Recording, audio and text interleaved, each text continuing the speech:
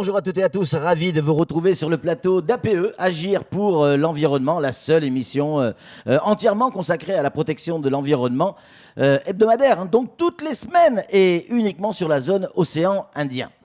Cette semaine, on va parler des risques cycloniques, Anne-Constance, et on a tous en tête encore les effets Kenneth. Oui, on a tous en tête les effets Kenneth, d'où l'importance de bien se préserver nos habitations et penser et envisager le risque cyclonique de manière globale, car la prochaine fois, peut-être qu'il passera plus près de Mayotte. Penser, c'est d'abord informer et donc savoir, c'est ce qu'on va essayer de faire aujourd'hui, tout de suite, le sommaire de cette émission.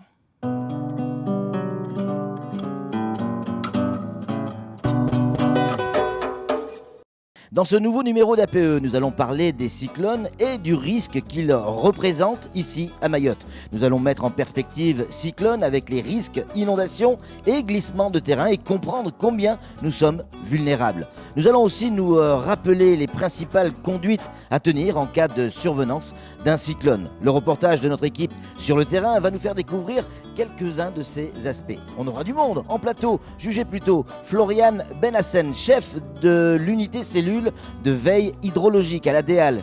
Et puis on aura Nathalie Kofeld également qui sera avec nous, chef interministériel de défense et de protection civile. Et puis Laurent Floch, responsable du centre météorologique Mayotte, délégué de Météo France. Et puis bien évidemment on retrouvera les questions et les chiffres de Anne-Constance, mais ça sera pour la fin de l'émission. C'est quoi une station météo? Comment prévoit-on le temps qu'il va faire? Sommes-nous vulnérables aux risques naturels en 2019? Voici les éléments de réponse avec ce reportage signé Pierre Bellucci et Daniel Dunon.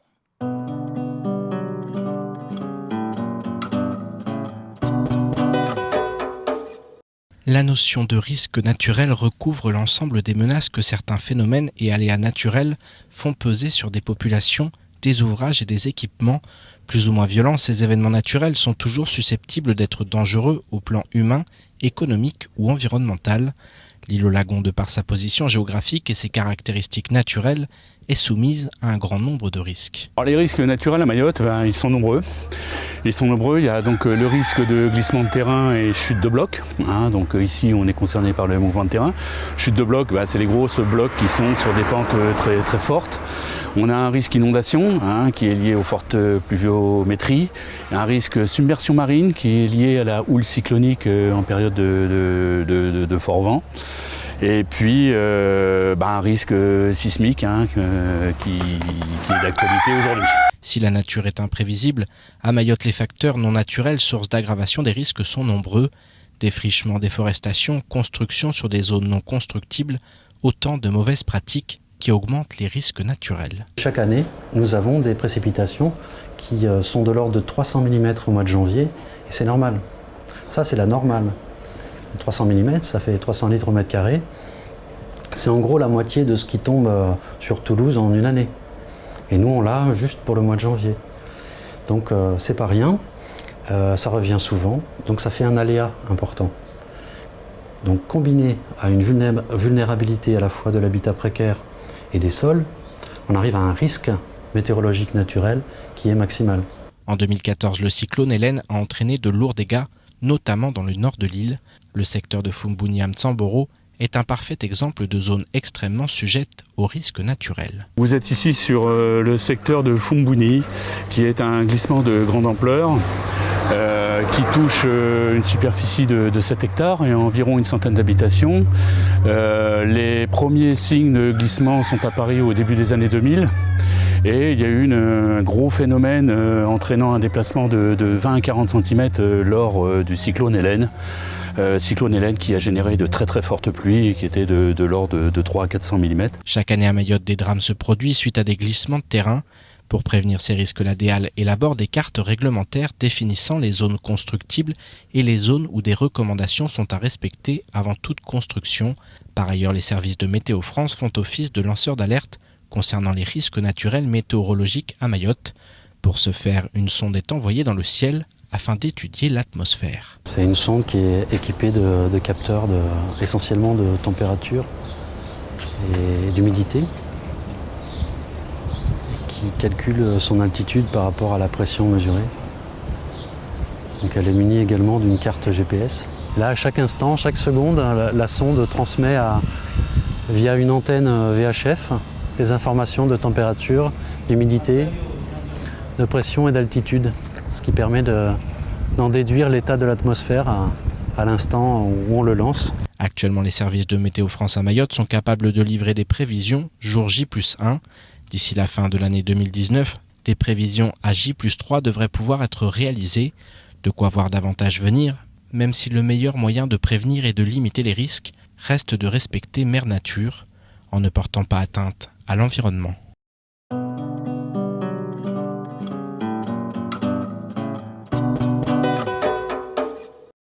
Merci à Pierre pour ce superbe reportage et également aux équipes de Météo France qui nous ont ouvert leurs portes. Tiens, on en parle de Météo France, mais avant, on va présenter nos invités. On a avec nous, et on a la chance de la voir, Nathalie Coffel, chef du service interministériel de défense et de protection civile. Nathalie, bonjour. Bonjour Patrick. On a également Laurent Floch qui est avec nous, responsable du centre météo à Mayotte. Laurent, bonjour. Bonjour Patrick, bonjour à tous. Et Floriane Benhassen, chef du cellule veille hydrologique. Floriane, bonjour. Bonjour Patrick. On va commencer avec vous, Laurent. Globalement, dans les grandes lignes, c'est quoi un cyclone ? Un cyclone, c'est un système dépressionnaire tropical donc qui prend naissance dans les zones intertropicales, voire subtropicales, et au sein duquel les vents maximums sont strictement supérieurs à 117 km/h sur 10 minutes. Ouais. Alors, un cyclone, un ouragan, un typhon, c'est quoi la différence ? C'est exactement la même chose. Oui. Ça dépend du bassin où ils se forment et de l'océan au-dessus duquel ils ont pris naissance. Donc, par exemple, océan Atlantique, on va parler d'ouragan. Océan Pacifique, on va parler de typhon. Et ici, dans l'océan Indien, on va parler de cyclone. Floriane, à Mayotte, on est concerné par les cyclones, pas les ouragans ni les typhons, même si c'est la même chose. Mais en tout cas, on est concerné par les cyclones. On a encore tous en tête Kenneth. Forcément, qu'est-ce qui se serait passé si Kenneth était passé plus près de nos côtes ? Alors on a vu les conséquences de Kenneth chez nos voisins qui ont été bien plus dramatiques notamment qu'à Mayotte. Comores et Mozambique. Comores et Mozambique.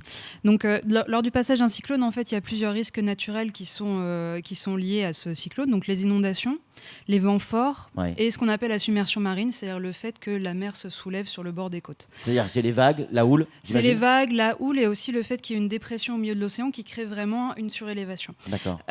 Du coup, on a aussi des conséquences qui sont liées. À Mayotte particulièrement, on va avoir des mouvements de terrain puisque les sols gorgés d'eau deviennent instables. On a déjà eu le cas l'an dernier à Koungou d'une famille qui a péri malheureusement. On s'en souvient.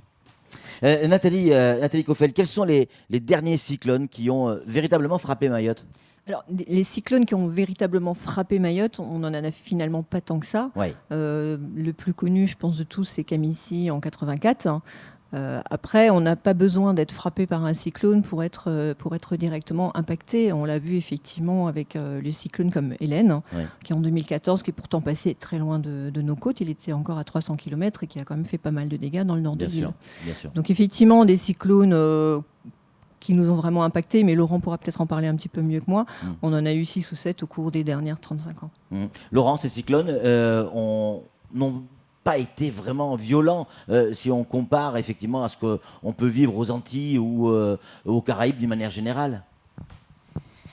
Alors, on a eu la chance effectivement de ne pas avoir de cyclone très intense qui est passé directement sur Mayotte. Néanmoins, toutes ces dépressions tropicales, ces systèmes tropicaux qui ont des intensités différentes et qui passent à des distances plus ou moins grandes de Mayotte, dans les 35 dernières années, comme le dit très bien Nathalie, on en a eu quand même 25 qui sont passés plus ou moins proches. Donc c'est pas rien, c'est une fréquence qu'on doit prendre en compte. Floriane, on se souvient ce qui s'est passé à Ouangani il y a 2 ans et demi à peu près. Est-ce que ça, c'est les mêmes effets qu'un cyclone ? Alors, en termes d'effet, oui, potentiellement. Après, ça n'avait rien à voir avec un phénomène cyclonique. C'est vraiment une forte pluie combinée à des déchets végétaux qui sont bloqués dans le pont de Ouangani qui ont donc provoqué cette grande inondation. Donc, il faut bien distinguer en fait orage violent et phénomène cyclonique. Mais avec des effets similaires. Oui, potentiellement. Laurent, saison des pluies, c'est parfois des pluies violentes, parfois très violentes. Quelle est la différence entre une grosse pluie violente et un cyclone ? Alors, au sein d'un cyclone, autour de l'œil, on a des pluies diluviennes. Après, ça dépend de la taille de l'œil, mais c'est systématique. Le deuxième endroit dans un cyclone où on peut trouver des pluies importantes, ce sont dans tout ce qui est bandes spiralées. Donc on a pu le voir lors du passage de Kenneth. On a eu 70 mm en 2 heures sur Mayotte, ce qui est important. Ouais. Néanmoins, à Mayotte, ce qui fait le plus de précipitations sur une année de saison des pluies, ce ne sont pas les approches de cyclones. Ce sont vraiment ce genre d'amas convectifs dont parlait tout à l'heure Floriane, qui vont se fixer sur Mayotte pendant plus longtemps qu'un cyclone. Un cyclone, ça peut durer 2 heures de précipitations vraiment diluviennes au passage sur une île, petite comme Mayotte. Ça peut ensuite, par exemple, comme on l'a vu au Mozambique, s'arrêter, se transformer de nouveau en dépression tropicale et là s'étendre sur des milliers de kilomètres. Donc là, c'est différent. Mais là, dans le cas de Mayotte, 80% des précipitations qu'on peut enregistrer sur Mayotte ont pour origine des amas convectifs et non pas des cyclones. Alors, Floriane, Laurent vient de le dire, 80% des précipitations sont pendant la saison des pluies. Est-ce qu'on peut avoir un cyclone en dehors de cette période ? En fait, oui, c'est vraiment 2 notions différentes. C'est-à-dire que saison des pluies, c'est vraiment une période où on va avoir des fortes pluies liées à un déplacement de masse nuageuse. Et saison cyclonique, c'est une période où il y a une probabilité forte qu'on ait un cyclone. Ça ne veut pas dire qu'on peut ne pas avoir de cyclone en dehors de cette période. Kenneth est un bon exemple puisque c'est arrivé vraiment sur la limite de fin de saison cyclonique et ça a surpris tout le monde, même Météo France, je pense. Il y a même à une époque, il n'y a pas si longtemps que ça, on a eu un cyclone en juillet. Alors le 17 juillet 2016, Patrick, exactement, Météo France a nommé une dépression tropicale qui s'est transformée en forte tempête tropicale, Abella. C'est ça. Et donc complètement en dehors de la saison cyclonique. Risque cyclonique et risque d'inondation, c'est forcément lié. Alors si l'œil du cyclone passe sur un endroit donné, tout le mur de l'œil est constitué de précipitations diluviennes. D'accord. Donc là, on ne peut pas y échapper. Néanmoins, il faut vraiment que ce mur de l'œil passe sur l'endroit concerné. Floriane, quels sont les autres risques naturels qui sont accentués par un cyclone notamment ? On en a parlé tout à l'heure, donc pluie, inondation, submersion marine et glissement de terrain qui sont des conséquences indirectes. Voilà. Mais glissement de terrain, même par la suite, une fois que le cyclone est passé, c'est possible ? Oui, puisque les sols ici sont déstabilisés en fait par la présence de beaucoup d'eau à l'intérieur et on a régulièrement des glissements de terrain quand il commence à pleuvoir d'une manière forte, même 1 ou 2 jours après. À Mayotte, peut-être plus qu'ailleurs, on connaît l'état de nos habitations, souvent des habitations vulnérables ou des maisons construites dans des ravines. On le sait, forcément, on est encore plus vulnérable. Alors c'est sûr que l'état du bâti à Mayotte pose question, notamment sur tout ce qui est habitat précaire, mais pas que. Donc il faut effectivement avoir en tête que les maisons sont vulnérables, pas uniquement celles qui sont construites dans les ravines. Tout ce qui n'est pas vraiment aux normes paracycloniques finalement est vulnérable à de tels phénomènes. On l'a vu dans le reportage de Pierre Bellucci. Floriane, comment on peut protéger sa maison ? Alors, quand un cyclone survient et on peut se préparer un peu à l'avance, l'important c'est de fixer tout ce qui est potentiellement peut s'envoler au maximum, de calfeutrer les fenêtres pour se protéger notamment des bris de glace. Bien sûr. Ça fonctionne le coup du scotch en travers ? Oui, ça évite au moins que la fenêtre s'effondre à l'intérieur, donc il faut le faire. Et si vous savez que vous êtes dans une zone inondable, c'est important de calfeutrer les entrées où l'eau pourrait potentiellement s'infiltrer dans votre maison. Si jamais vous pensez que l'habitation est vraiment trop vulnérable, il faut se diriger vers les centres d'hébergement ouverts par les mairies pour être sûr d'être en sécurité. Nathalie Coffel, qui contacter pour avoir des conseils ? Comment savoir en fait ? Alors en fait, on peut contacter déjà la préfecture pour avoir des conseils. Alors pas nécessairement en prenant le téléphone et en nous appelant, mais sur le. On va vous donner le numéro de téléphone personnel de Nathalie. Mais sur sur le site internet de la préfecture, il y a toute une rubrique qui est dédiée à l'ensemble d'ailleurs des risques naturels qui peuvent nous impacter et sur lequel on pourra trouver tous les conseils de comportement et à mettre en œuvre pas seulement au moment où le risque va s'abattre sur l'île, mais notamment pour ce qui est de la saison des pluies, on conseille en chaque début de saison des pluies de mettre en œuvre toute une série de mesures préventives qui permettent de se prémunir contre les risques. Laurent, souvent quand il y a un cyclone ou quelque chose qui arrive, vous le savez bien longtemps à l'avance, avant tout le monde, et vous arrivez à suivre son évolution et à pas prédire, mais à expliquer ce qui pourrait se passer. Comment vous faites ? Alors, nous avons un centre météorologique régional spécialisé qui se trouve à La Réunion et qui est formé de chercheurs et d'ingénieurs qui passent H24, 365 jours sur 365, leur temps à surveiller ce genre de choses. Donc ils passent ce temps-là à nous informer en amont. Et nous, on est curieux également, à Mayotte, de savoir à quel moment est-ce que potentiellement un scénario pourrait se déclencher. C'est ce qui fait que Météo France maintenant, et c'est tout à notre honneur, je trouve, est considéré comme normal. C'est-à-dire qu'il est normal de pouvoir prévoir ces trajectoires de manière très précise et avec un scénario qui est très probable. En tout cas, on en a tous besoin de ces informations. Nathalie, côté État, notamment côté préfecture, comment les services sont organisés ? Les services sont organisés de différentes manières. Alors déjà, il y a un service qui est celui dont je suis issue, le service interministériel de défense et de protection civile, qui est vraiment consacré en fait à la préparation et à la mise en œuvre de ces mesures de prévention. Donc nous sommes, le service CITPC est astreinte là aussi 24 heures sur 24, 365 jours par an, en contact avec Météo France sur les événements météorologiques pour effectivement pouvoir, dès qu'il y a un besoin qui se présente, mobiliser, déjà informer notre autorité préfectorale et puis mobiliser l'ensemble des services. On travaille avec tout le monde, mais j'ai envie de dire pas seulement avec les services de l'État. Chaque acteur, chaque entreprise, les associations de sécurité civile et même chaque individu a finalement quelque part sa pierre à apporter à cet édifice de la protection civile. Nous, citoyens lambda, comment on peut apporter notre pierre à l'édifice ? Mais déjà en se tenant informé de ce qui se passe. En étant informé, on peut forcément se préparer à un événement et préserver la sécurité de ses proches et de ses biens. C'est ce qu'on doit faire si jamais il y a un cyclone qui arrive. Se tenir informé, j'ai envie de dire, c'est la première consigne à passer à tout le monde. Et ensuite, effectivement, en fonction des événements, il y a toute une série de consignes que vous trouverez sur le site internet de la préfecture. Mais se tenir informé, c'est la première des choses à faire. Floriane, comment on fait pour se tenir informé ? On écoute les médias, j'imagine ?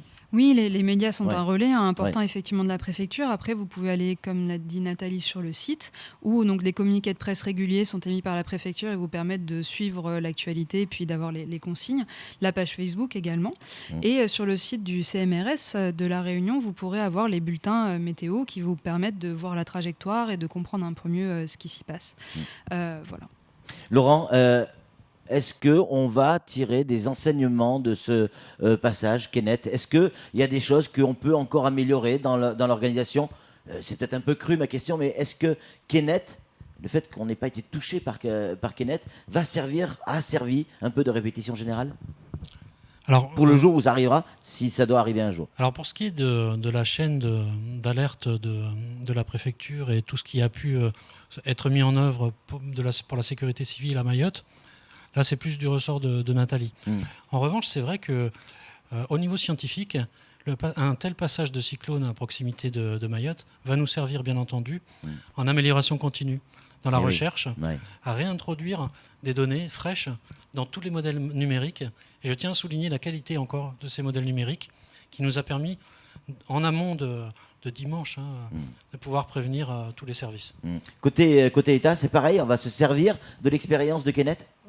On se sert systématiquement de toutes les expériences qu'on peut amener à faire, que ce soit en situation réelle ou en exercice. On fait toujours ce qu'on appelle par la suite un retour d'expérience, un rétex dans notre jargon. Et effectivement, forcément, ce sont des enseignements qui après viennent enrichir les mesures à prendre ou les choses à faire ou à ne pas faire. Est-ce que quand il y a un cyclone comme ça, l'idée, parce que c'est des questions qui reviennent très souvent sur les réseaux sociaux, l'idée d'évacuer l'île, est-ce qu'elle est traversée dans les services de l'État, cette idée ? L'île, non, mais certaines zones, très certainement. Ça fait partie effectivement de la planification Orsec. L'évacuation de l'habitat est une des mesures qu'on mettrait en œuvre si la situation devait le nécessiter. Mais l'île, ça serait non, parce qu'on... Non, mais ça s'est vu aux Caraïbes. On évacue la Guadeloupe pour les amener en Martinique, par exemple. À ce moment-là, ça serait peut-être un peu plus compliqué. Ça serait plus compliqué.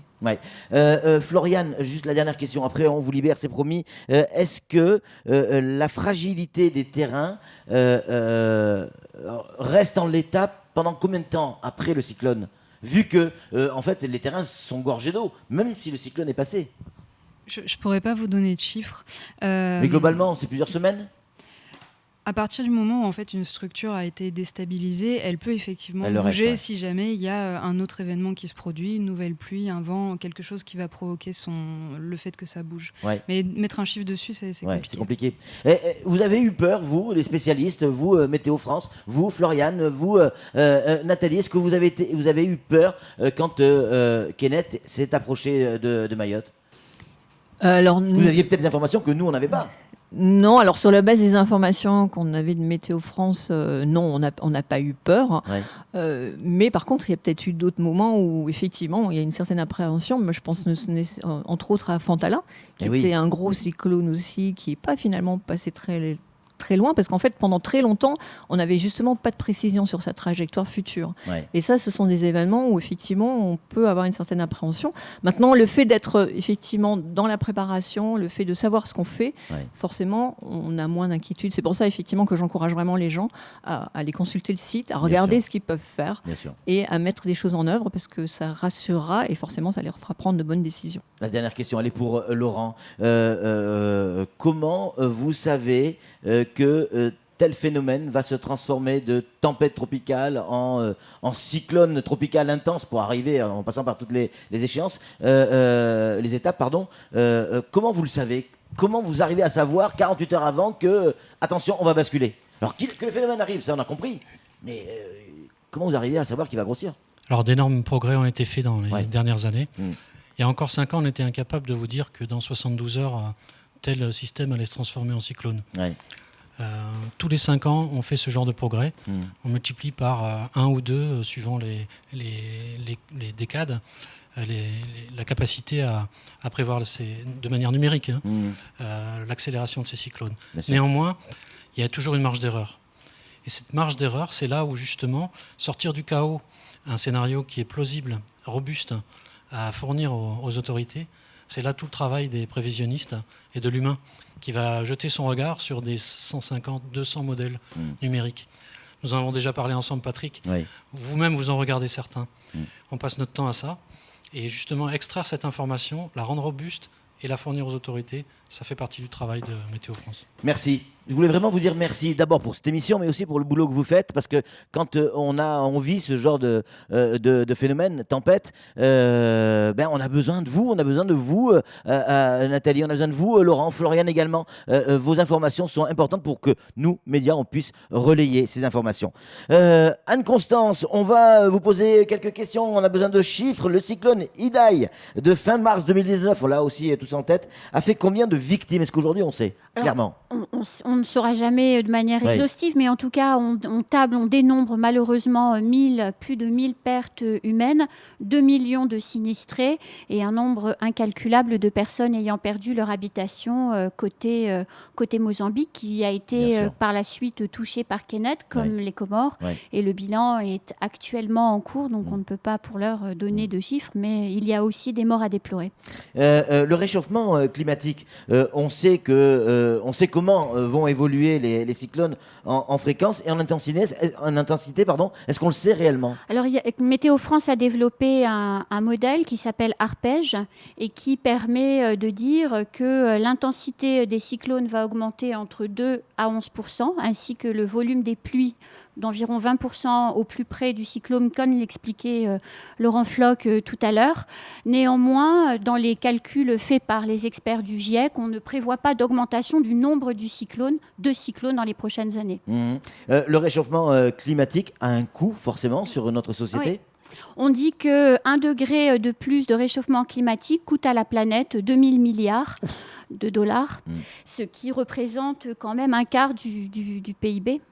Français. Donc, il faut aussi en tenir compte, le réchauffement de la planète, on en est tous responsables. C'est ça, exactement. Merci 1000 fois, merci Nathalie, merci Anne-Constance, merci Laurent, merci Floriane d'être venus sur ce plateau. Nous, on va se retrouver évidemment la semaine prochaine pour un nouveau numéro d'APE. Agir pour l'environnement au quotidien, c'est possible. En tout cas, moi, j'y crois. Ciao.